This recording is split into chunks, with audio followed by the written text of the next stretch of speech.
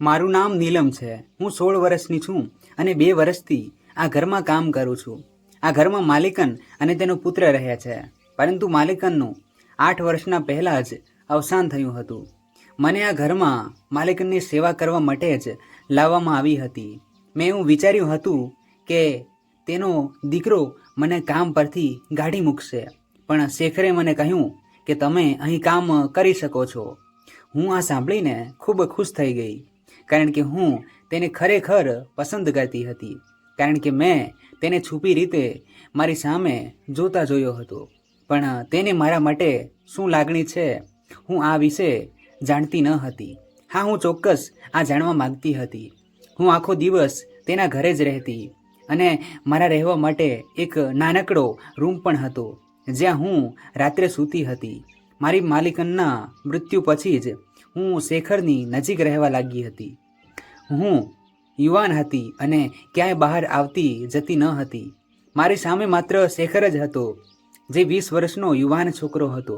હું તેને ખુશ કરવાની કોઈ તક છોડતી નહીં, પણ મને ખબર નથી કે તેણે મારાથી અંતર કેમ રાખ્યું હતું. જ્યારે પણ હું વાત કરતી વખતે તેનો હાથ પકડતી, ત્યારે તે મારો હાથ દૂર કરી નાખતો અને મને તેનાથી દૂર રહેવાનું પણ કહ્યું હતું. હું પ્રેમથી તેનું દિલ જીતવા માગતી હતી. તેથી જ હું તેના માટે વિવિધ પ્રકારની વાનગીઓ બનાવતી હતી, પણ હું સમજી શકતી ન હતી કે મારામાં કંઈક કમી છે કે તેનામાં કંઈક કમી છે, જેના કારણે તે મને તેનાથી દૂર રાખે છે, પણ છુપી રીતે મારી તરફ જોતો રહે છે. પરંતુ ખૂબ જ જલ્દી મને આ તક મળી ગઈ. એક દિવસ સવારથી જ જોરદાર વરસાદ વરસી રહ્યો હતો. તે દિવસે શેખર કામ માટે બહાર પણ ન જઈ શક્યા અને આખો દિવસ ઘરે જ હતા. મેં કહ્યું, શેખર, આજે મને બહુ ડર લાગે છે. જો તમને વાંધો ન હોય તો હું તમારા રૂમમાં જોઈ શકું? આ સાંભળીને તેની આંખો ઘણી મોટી થઈ ગઈ અને તે મનમાં કંઈક વિચારવા લાગ્યો. એવું લાગતું હતું કે તે ઈચ્છતો હોવા છતાં મને સૂવા દેવા માગતો નથી.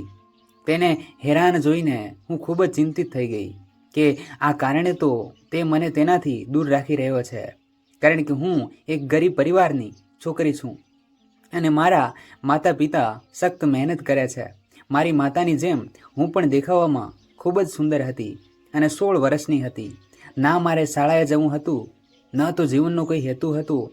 માએ કામ પર લગાવી દીધી હતી અને હું બસ કામ કરતી હતી. ક્યારેક હું મારા પરિવારને મળવા પણ જતી. પરિણામની પરવાહ કર્યા વિના મેં તેને કહ્યું કે હું તેના રૂમમાં સૂવા માગું છું અને થોડી વાર વિચાર્યા પછી તેને કહ્યું કે ઠીક છે, તમે મારા રૂમમાં સૂઈ જાઓ. જ્યારે હું અંદર આવી ત્યારે મેં જમીન પર સૂવા માટે વ્યવસ્થા કરી. વરસાદની એકદમ ઠંડીનો અહેસાસ થઈ રહ્યો હતો. પંખો પણ ઝડપથી ચાલી રહ્યો હતો.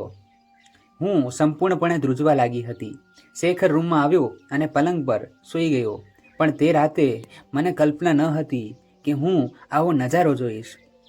મારો ચહેરો સંપૂર્ણપણે લાલ થઈ ગયો હતો અને હું એક ક્ષણ માટે પણ હવે ત્યાં રહેવા માગતી ન હતી. મારું હૃદય એટલું ઝડપથી ધગબગવા લાગ્યું કે હમણાં બહાર આવી જશે. અને પછી હું તેના રૂમની બહાર દોડી ગઈ. મેં મેઇન દરવાજો ખોલ્યો અને બહાર ગઈ અને વરસાદમાં ભીંજાતા દોડવા લાગી. હું પાગલ થઈ રહી હતી અને મારી સાથે જે દ્રશ્ય બન્યું હતું તે જ દ્રશ્ય મારી આંખો સામે ચમકી રહ્યું હતું. મારી આંખમાં વરસાદના પાણીની સાથે આંસુ પણ હતા. હું દોડતી મારા ઘરે પહોંચી અને દરવાજો ખખડાવવા લાગી. મારી માતાએ દરવાજો ખોલ્યો તો હું સામે ઊભેલી જોવા મળી. મને જોયા પછી તે સંપૂર્ણપણે વિચલિત થઈ ગઈ હતી. એટલામાં મારા પપ્પા સામે આવ્યા અને બોલ્યા, શું વાત છે દીકરા, તું આટલી મોડી રાતે દોડીને કેમ આવી છે? બધું બરાબર છે ને? મારા પિતા મારી માતાને ઠપકો આવવા લાગ્યા કે મેં તને કેટલી વાર કહ્યું હતું કે તે છોકરાના ઘરે કામ ન કરાવ. આ એક યુવાન છોકરી છે, કંઈ પણ થઈ શકે છે. પણ તે મારી એક પણ વાત સાંભળી નહીં અને આજે જુઓ, આજે તે કેવી રીતે દોડી આવી છે. પછી મેં જોયું કે મારા વાળ સંપૂર્ણપણે અવ્યવસ્થિત હતા. જો કોઈ મને જોશે તો તેઓ એ જ વિચારશે કે મારી સાથે કંઈક થયું છે. મારી માતા મને ઘરની અંદર લઈ ગઈ, પણ રડવા લાગી કે આ શું થયું છે. હું તે લોકોને કાંઈ કહી પણ ન શકી. થોડીવાર પછી મારી જાતને કાબૂમાં રાખીને મેં કહ્યું, આજે રાત્રે મારી સાથે જ્યારે હું 14 વર્ષની હતી ત્યારે મારી માતાએ મને આ ઘરમાં કામ કરવા માટે મૂકી, કારણ કે ઘરની માલિકન ખૂબ જ બીમાર રહેતી હતી. તે સમયે શેખરની ઉંમર લગભગ 18 વર્ષની હતી. હું ધીમે ધીમે યુવાન થઈ રહી હતી, પણ હું માલિકનના પુત્રને પસંદ કરતી હતી. પણ તેણે ક્યારેય મારી તરફ જોયું નહીં અને હંમેશા તેના કામમાં વ્યસ્ત રહ્યો. કામ કરતી વખતે મને ખબર પડી કે ઘરમાં એક સ્ટોર રૂમ છે. શેખર પોતાનું કામ પતાવીને ઘરે આવતો અને પછી સ્ટોર રૂમમાં ચાલ્યો જતો. તે કલાકો સુધી ત્યાં બેસી રહેતો અને ત્યાંથી વિચિત્ર અવાજો સંભળાતા અને તે રૂમમાં ધુમાડા જેવું પણ લાગતું હતું. પહેલાં મને લાગતું કે શેખર નશો કરે છે, પરંતુ જ્યારે તે મારી પાસે આવતો ત્યારે તે નશામાં હોય તેવું જણાતું ન હતું. તે સામાન્ય લાગતો હતો, પરંતુ તે ખૂબ જ પરેશાન દેખાતો હતો. હું હંમેશા તેના પર નજર રાખતી હતી, કારણ કે હું તેને પસંદ કરતી હતી. એક રાતે માલિકન સૂઈ ગઈ અને શેખર સ્ટોર રૂમમાં હતો.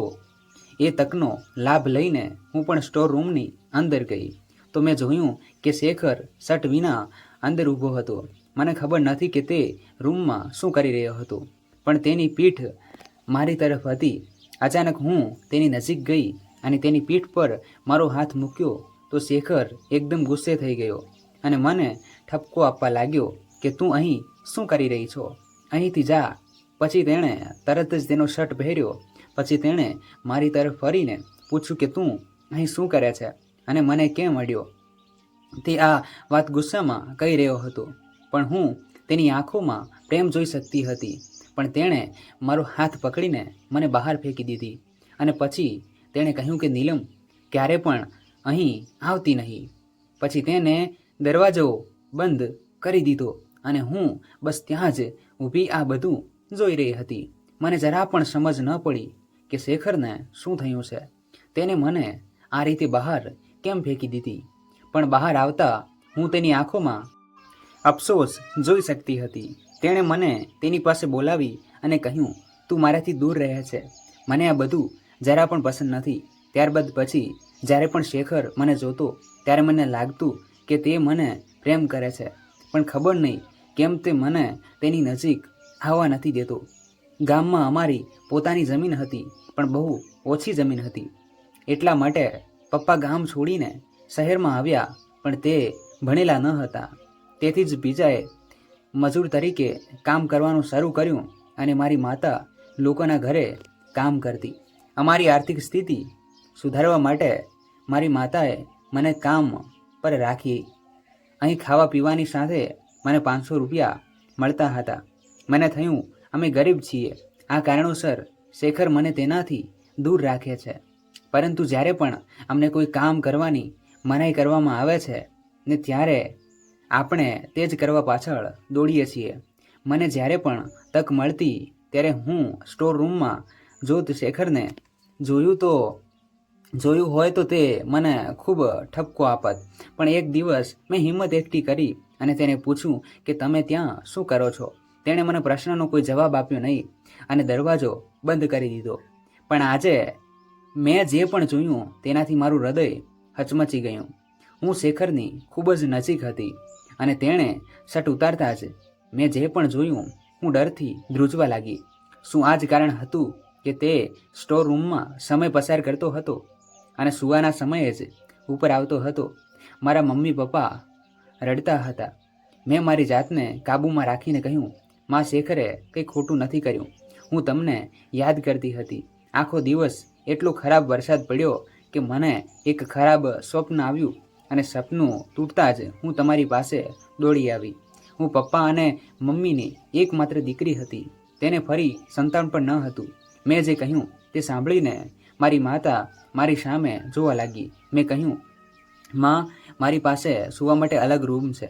હું ત્યાં સૂતી હતી અને મને ખરાબ સ્વપ્ન આવ્યું, એટલા માટે હું તમારી પાસે દોડી આવી. શેખર સારો છોકરો છે, તે મને ક્યારેય ગંદી નજરે જોતો નથી. મારી વાત સાંભળીને મારા પરિવારના સભ્યોએ રાહતનો શ્વાસ લીધો. પરંતુ મેં તેમને સત્ય કહ્યું ન હતું. મને તેને સત્ય કહેવાની હિંમત ન હતી, જેના કારણે તેઓએ મને બીજા દિવસે ફરીથી કામ પર મોકલી દીધી. સવારે જ્યારે હું કામ પર આવી ત્યારે જોયું કે શેખર ઘરે હતો. કદાચ તે મારી રાહ જોઈ રહ્યો હતો, પરંતુ મેં તેની સાથે વાત કર્યા વિના ઘરનું કામ કરવાનું શરૂ કર્યું. શેખર મારી પાછળ ફરતો હતો. તેણે વિચાર્યું કે હું તેને કોઈ પ્રશ્ન પૂછીશ, પણ મેં કોઈ પ્રશ્ન પૂછ્યો નહીં. મને તેનાથી નફરત થઈ ગઈ હતી. સાંજ સુધી તે મારી પાછળ ફરતો રહ્યો. મેં મારું બધું કામ પૂરું કર્યું ત્યારે અચાનક તેણે મારો હાથ પકડી લીધો અને કહ્યું, તમે બેસો, હું તમને બધું કહીશ. હું તેની સામે જોવા લાગી.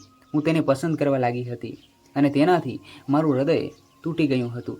હવે શેખરે બોલવાનું શરૂ કર્યું. તેને કહ્યું, જ્યારે હું 16 વર્ષનો હતો, હું ખોટી સંગતમાં પડી ગયો હતો. મિત્ર સાથે ખોટી જગ્યાએ જવા લાગ્યો અને ત્યાં મહિલાઓ સાથે રાત વિતાવતો. મારા પિતા ન હતા અને મારી માતા ખૂબ બીમાર હતી, તેથી મને રોકવા માટે કોઈ ન હતું. મારા વર્ગમાં એક છોકરી હતી જે ખૂબ જ સુંદર હતી.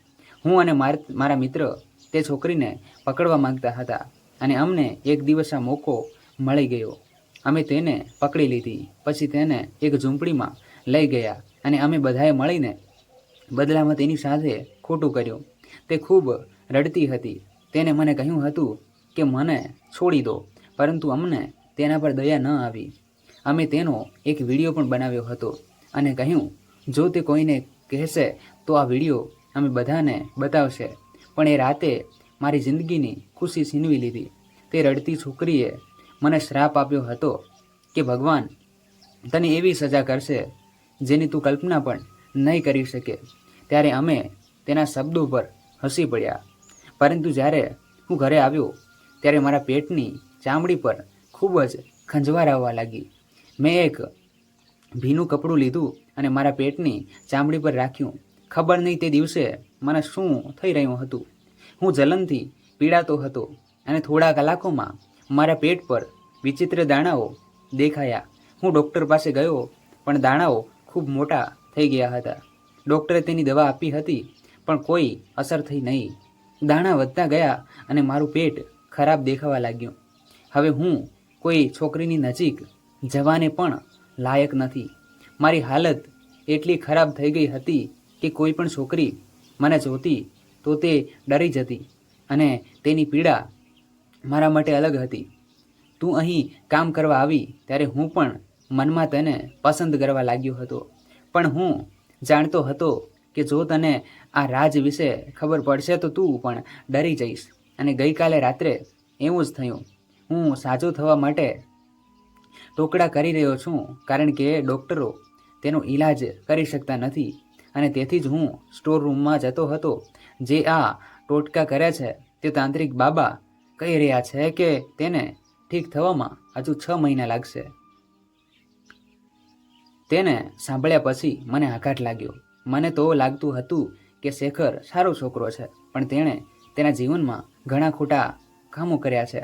શેખરે કહ્યું, હું તે છોકરીને પણ શોધી રહ્યો છું જેણે મને શ્રાપ આપ્યો હતો, જેથી હું તેની માફી માગી શકું. પરંતુ તે છોકરી શહેર છોડીને ચાલી ગઈ છે અને આજ સુધી હું તેને શોધી શક્યો નથી. લગભગ 6 મહિનાના ઈલાજ પછી શેખર ધીરે ધીરે સંપૂર્ણપણે સાજો થઈ ગયો. મેં પણ શેખરને આમાં ખૂબ મદદ કરી હતી અને ત્યારબાદ શેખરે મારો હાથ પકડી લીધો અને કહ્યું, મારા જીવનમાં જે પણ ભૂલો થઈ છે, હવે હું તેને સુધારવા માગું છું. હું તમારી સાથે લગ્ન કરવા માગું છું, જેથી તમારું જીવન પણ સારું બને. હું પણ તારી સાથે સુખી જીવન જીવી શકું. પછી તેને મારા માતા પિતા પાસે મારો સંબંધ માગ્યો હતો અને તેઓએ પણ ખુશીથી મારો હાથ તેમના હાથમાં આપ્યો હતો. શેખર સંપૂર્ણ સ્વસ્થ થઈ ગયો હતો અને તેને એ પાઠ શીખ્યો હતો કે છોકરીઓનું સન્માન કરવું જોઈએ. કોઈની બહેન દીકરી સાથે જબરજસ્તી ન કરવી જોઈએ, કારણ કે કાલે તેની જગ્યાએ આપણી દીકરી પણ હોઈ શકે છે.